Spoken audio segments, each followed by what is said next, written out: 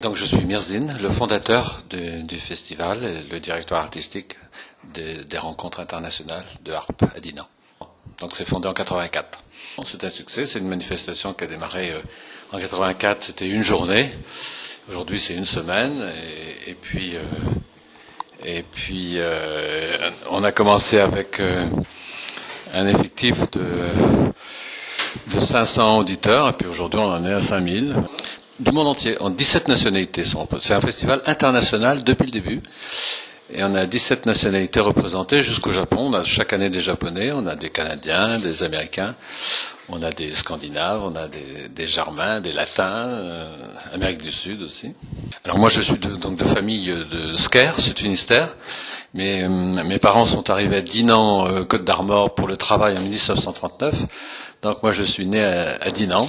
En 1950, j'ai grandi ici, puis voilà. Mais ma famille est originaire du Sud-Finistère, donc ma mère est bretonnante.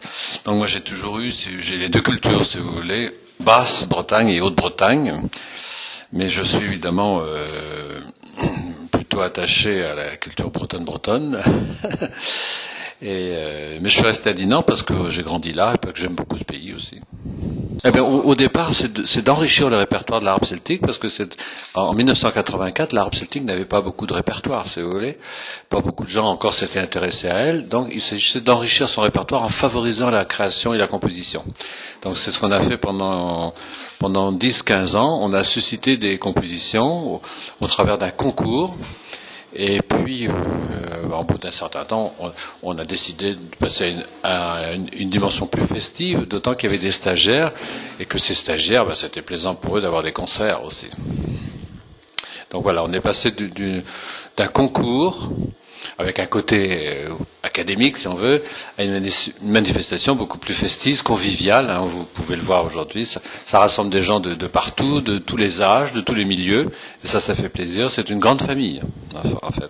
Il y a beaucoup de jeunes, et ça fait plaisir aux élus de voir que c'est une manifestation jeune. Hein. Il y a beaucoup d'ados, il y a des jeunes adultes, il y a des gens vraiment de tous les âges, mais on a 50% de moins de 20 ans. Et au fil des années, ça s'est affirmé et confirmé. Oui, tout à fait. Chaque année de plus en plus, parce que comme ils sont contents, ils reviennent, et puis c'est du bouche à bouche, je veux dire du bouche à oreille. Et donc les jeunes, ils aiment bien se retrouver, et au cours de l'année, il y a les forums internet qui font maintenant qu'ils communiquent, ils restent en contact entre les deux festivals, et ils restent en contact, ils échangent au cours de l'année, quoi. Le plan de garder, en tout cas de garder ce caractère-là, cette dimension-là. On n'a pas le plan de grandir en quantité, mais toujours améliorer en qualité. Mais c'est pas le quantitatif qui nous intéresse là. Donc vous voyez la jauge du théâtre. De toute façon, on peut pas agrandir le théâtre. Donc on en est à 500 personnes par soir. Et il y en a 500 dans la journée, voilà. Et on ne cherche pas à battre des records de chiffres, mais à garder ce caractère convivial. Il y a évidemment cette année particulièrement une majorité d'artistes bretons. Et parmi ces artistes, il y en a qui chantent. Il y en a qui chantent en breton. Mais c'est pas forcément, évidemment, le cas de tout le monde. Mais on a plusieurs finistériennes. On a 2 harpistes de Brest cette année. On en a 1 ou 2 de Lorient. Alors, on a Isa. Et puis, on a Tiffaine Escarguel de Brest. On a Quentin Vesture qui est sur Lorient. On a Tristan Legovic qui est bretonnant aussi de Lorient. Et puis on a la galloise Fran qui est prof à Diwan aussi, qui va chanter ce soir, qui parle breton, gallois.